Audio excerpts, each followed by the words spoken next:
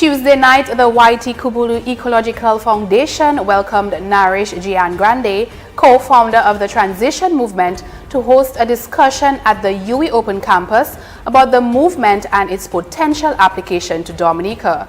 Transition is a grassroots movement centered around communities stepping up and coming together to address the big challenges they face by starting local.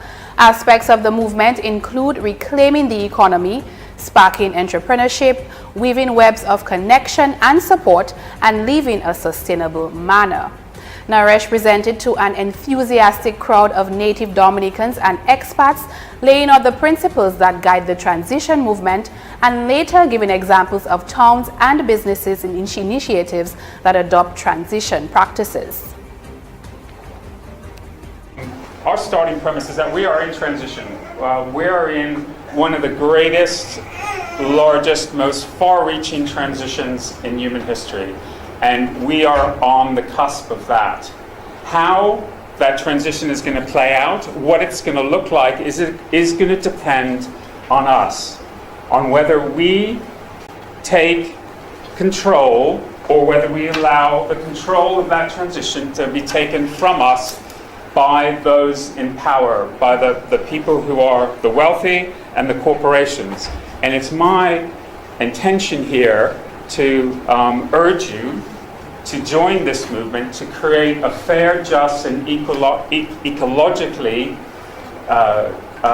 sustainable transition on the planet. Giangrande explained that over 10 years transition has spread from a small town in England to over 50 countries in thousands of communities.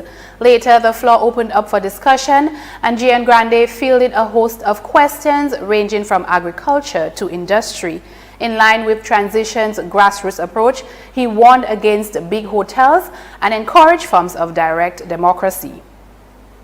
And if you do that in a way which is controlled by yourselves, rather than doing something like inviting big hotels in to do that sort of development, I think you're far more likely to get the sort of appropriate tourism that uses the natural conditions here well. So I see a huge opportunity in that. And the fact that you have a small population, you know, that you could create direct democracy solutions here that just bypass this whole representative democracy, which quite frankly doesn't work. And to get more direct democratic structures on Dominica would be, I think, a fantastic way to go and easy. Giangrande praised much of the work. If you do that, and emphasized the access to land and plentiful commons present in Dominica as great resources that must be safeguarded. A follow-up, more in-depth workshop will be taking place on Monday, December 19th at a location to be announced. And stay tuned for more local highlights.